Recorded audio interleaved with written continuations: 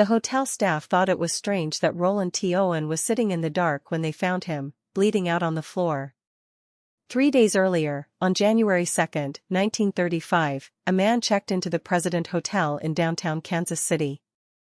He gave his name as Roland T. Owen and requested an interior room, one that didn't face the street. Owen was described as a man in his mid-20s, well-dressed and polite. He had a small scar above his ear, and his hair was combed forward in a style more common in Europe than America. He brought no luggage with him aside from a single comb and a toothbrush.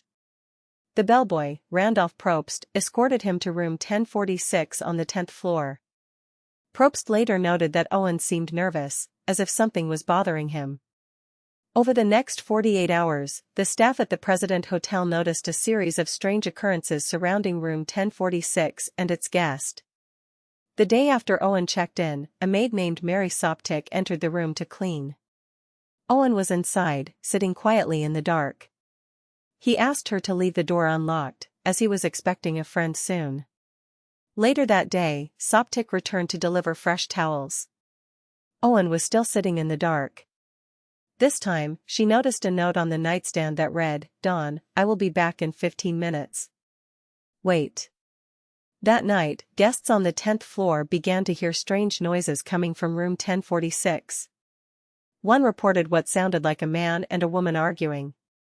The next morning, hotel staff made another peculiar observation. A woman called the front desk, asking for Roland T. Owen's room. When the call was transferred, the woman abruptly hung up after hearing Owen's voice. It was on the third day, January 4, that things took a darker turn. At 7 a.m., the hotel switchboard operator noticed the phone in room 1046 had been off the hook for a long time, without anyone speaking on the line. A different bellboy, Harold Pike, was sent to check on Owen. When Pike knocked on the door, Owen told him to come in.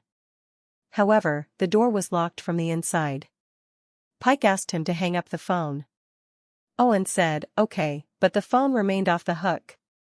An hour and a half later, at 8:30 a.m., the phone in room 1046 was still off the hook. Another bellboy, Randolph Probst, went to the room again. He also found the door locked. This time, Probst used a passkey to let himself in. The room was dark, lit only by the faint glow of a bedside lamp. Owen was lying on the bed, apparently naked. Thinking he was drunk, Probst replaced the receiver on the phone and left. At 10:30 a.m., the switchboard operator noticed the line was off the hook once more. Probst returned to room 1046. But when he opened the door, he found a horrific scene. Owen was on his knees just inside the door, holding his head in his hands. Blood was everywhere, on the walls, the bed, the floor, and the bathroom. The cord from the phone lay twisted and bloody in the corner. Owen seemed barely conscious as Probst turned on the light. His hands were covering a wound on his forehead, and multiple stab wounds were visible on his chest. His neck was bruised, as though someone had attempted to strangle him. Probst ran to get help, and the police were called. When officers arrived, they asked Owen who had done this to him. He murmured, "Nobody," before losing consciousness. Emergency responders rushed Roland T. Owen to the hospital. There, doctors were able to determine the extent of his injuries: a fractured skull, stab wounds penetrating his lung and heart, and extensive bruising. They estimated the injuries had been inflicted 6 to 7 hours before he was discovered. Owen died later that night, without ever regaining the ability to speak. The investigation into Owen's death revealed a web of bizarre details. Room 1046 had no evidence of a robbery. Owen's wallet, identification, and clothing were missing, but nothing else of value was taken. Police found no weapons in the room, no indication of forced entry, and only minimal fingerprints that couldn't be identified. What the police did find were cryptic clues.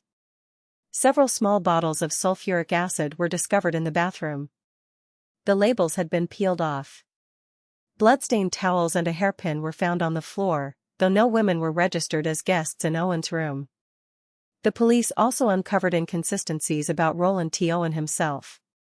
Checks with local records revealed no one by that name existed. Fingerprints sent to the FBI didn't produce any matches, leaving detectives to believe Owen had given a false name. A potential lead came with witness statements. Some hotel staff recalled seeing a man in a black overcoat visiting Owen's room on the second day of his stay. They assumed this was Don, the person mentioned in the note.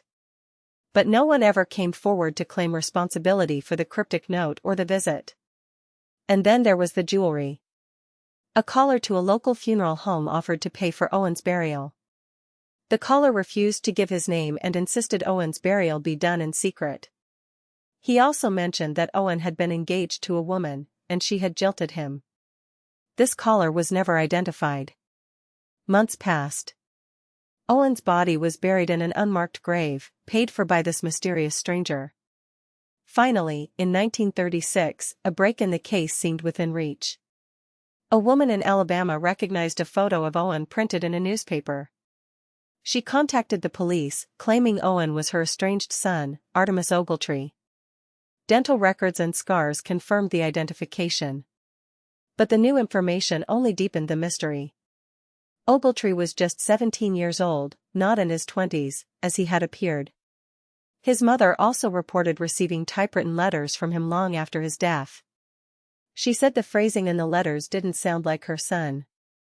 When asked, she revealed that she had received one last phone call, in which a mysterious man told her that Artemis had saved his life and married a wealthy woman overseas. Despite these new revelations, the case of room 1046 went cold. The identity of Don was never confirmed. The phone calls and letters were never traced to their source. And while the full truth remains murky, the one clear fact is this: someone wanted to ensure that Roland T. Owen's story would remain untold. To this day, the murder of Artemis Ogletree, otherwise known as the man in room 1046, has never been solved.